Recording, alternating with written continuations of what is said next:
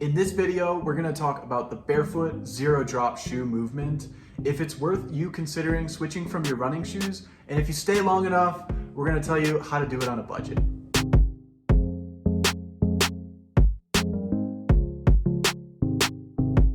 All right, guys, thanks for tuning in to Gab and Bren.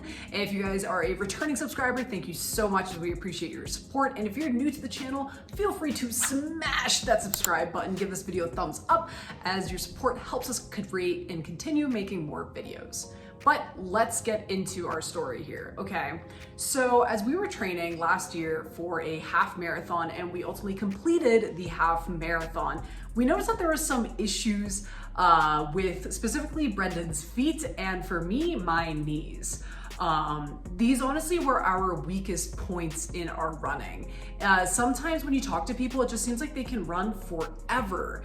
And we just kind of thought that seemed impossible. I finished the half marathon and I was like, I feel pretty good right now, but my feet can't take any more. Like my body could take more, but my feet were a weak point. And that seemed like kind of a red flag to us. Yeah, and as for me, my knees at the end of this half marathon just felt like almost like they were filling with liquid and they wanted to give out.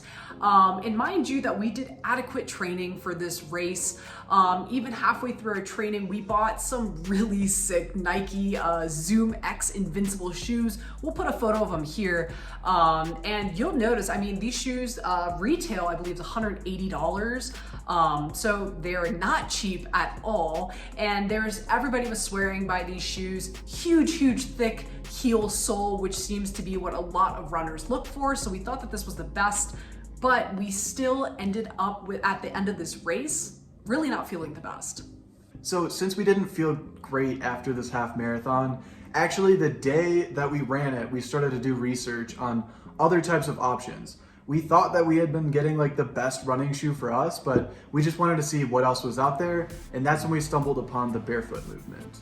Yeah, so like Brendan said, this barefoot movement also included what was called zero drop. So they're similar, but not exactly. Yeah, so essentially barefoot is when your shoe is mimicking what it feels to walk barefoot.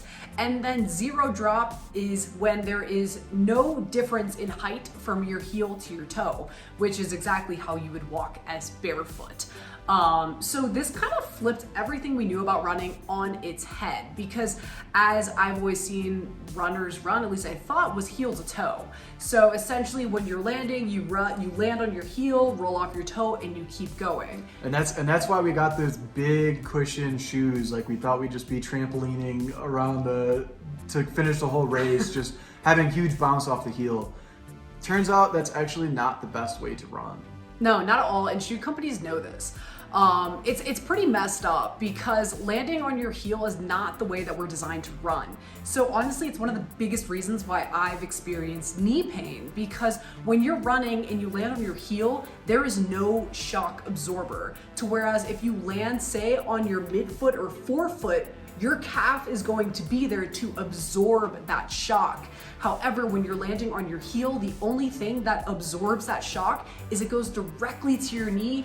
And when you're pounding mile after mile, that's when you're gonna get that knee pain. And people think that this is a normal byproduct of running, but it's not the case. You really should not be experiencing pain on your runs. You should be experiencing fatigue, but pain is a completely different story. So with, say, these zero drop shoes, since you don't have that cushion on your heel, your mind knows this. So here's like a quick example. If you were to go out to a field, take off your shoes, run across the field, notice that you will not land on your heels.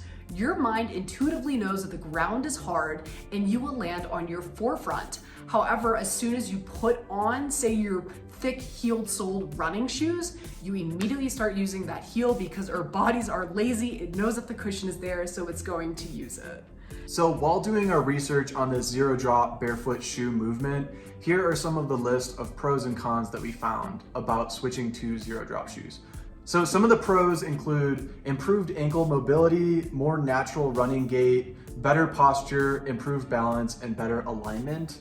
So really all this comes from just a more natural running position. And if you've been with us long enough, you know that we're all about doing things natural. Like we try to eat as clean as possible and just do things the way that like our bodies were designed to do. So this really resonated with us. But all that being said, there are some cons with switching to barefoot shoes. One big one being that it can take some time to adjust. So if you've spent like 20, 30, 40 years running in a certain type of shoe, you're used to landing on your heel like kind of accommodates for the fact that you're probably not running like as naturally as possible. When you switch to that more natural zero drop running style, your calf and your Achilles are gonna take more of a pounding. And if you do this long enough, you'll build up strength and it'll actually improve your running speed and make you more efficient while you run. But switching over, it can kind of be a bit of a shock to the body. So you want to like do this gradually and not jump right into it. The other big con that was kind of a bummer to us when we were looking into this is that barefoot zero drop shoes, they can be pricey. So they are a little bit of a niche market. So I think that's why the cost is a little bit more. We really wanted to get into it. We were eager to try these right away. But the price is a barrier to entry for some people. So we are gonna get into some ways that you can do this on a budget and not have to break the bank. First gonna talk about barefoot shoes, and then we're gonna get into a pair of zero drop running shoes. So bear with me here. So with the barefoot shoes, they're so expensive, guys. I mean, there's a brand called Vivo Barefoot, which I mean, I personally love some of their styles and designs. They're based out of the UK. Just if you're not familiar with these types of shoes, a lot of barefoot shoes look like they're like swimming shoes or something. Like they're not the most pretty. So Vivo is actually one of the companies that makes like a good looking pair of them. I think that's probably why they're popular. For sure. But Vivos, unfortunately, they really start at like $150 and they go upwards of like $250. So for times two, we're not looking to spend $300 to $500 on like one pair of shoe each. That just seems insane.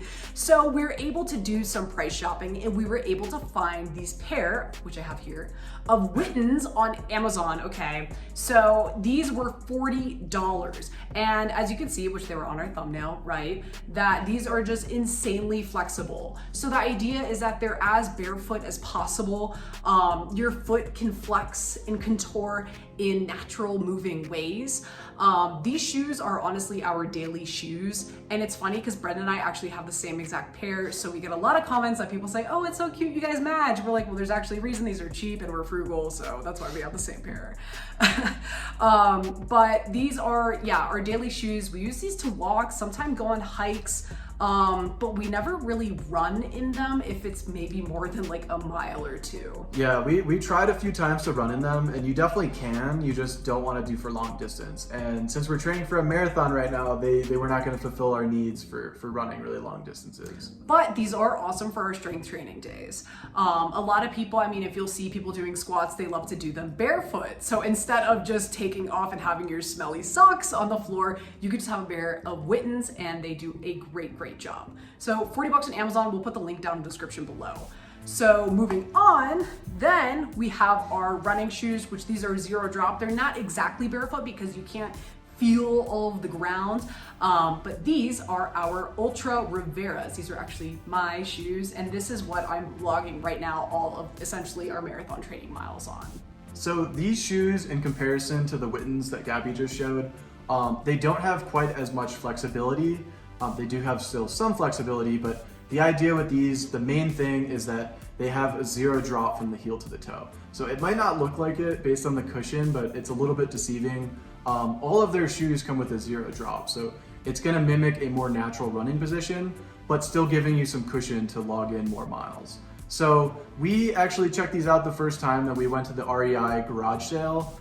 They had some used ones for sale, so we were able to try them on, see what models we liked or which ones we picked, and then so we ended up actually both getting this model right here, which is called the Rivera. It's kind of like their medium cushion shoe, so it seemed like a good place to start. I got mine on eBay for about $50, and then Gabby actually got hers also for about $60. So both of these shoes new were $130 each. So just by buying a slightly used pair, we were able to save quite a bit of money. So that's a great way that we were able to try out the zero drop running shoes. Yeah, for sure. Because I mean, we were able to get 2 pairs for not even the price of 1 brand new pair. Also, something to mention about both these shoes, I'll show you guys really quick, that we should have brought up in the pros is their toe box. So you'll notice that on both of these, that these are much wider than your conventional shoes that say go to like a point. So the reason is just really letting your toes breathe and move as they naturally would and not just be shaped for aesthetic purposes. So that is our overview on the pros and the cons. So we just wanted to wrap up here to say how we will be going moving forward. So we've started with the Whitins probably about like 8 months ago, and we just got these Ultras a month ago, I think. So we've been slowly transitioning to this barefoot zero drop movement. And honestly, guys, my knee pain has completely gone away when I run. I mean, I think I feel a lot better. We haven't been logging as many miles lately because we're just ramping up on marathon training, but I feel pretty promising on how it's going so far. I can't recommend these shoes enough, but I just want to stress that this needs to be a slow, impatient transition process. So it's kind of just essentially investing into, say, your running future or whatever it is that you want to do and accomplish with your feet. I think at the end, honestly, guys, your feet will thank you. We are gonna move forward with continuing this lifestyle. And I mean, if we end up finding any more deals, we'll make sure to share those with you. But as for now, the Whitins and the Ultras that we'll put in the description down below, we will link those. Those are gonna be our go-tos moving forward. All right, thanks so much, guys. If you have any feedback, if you have any experience with barefoot or zero drop shoes, please leave them in the comments below. We'd love to hear your feedback. Thanks so much, and we'll see you guys later.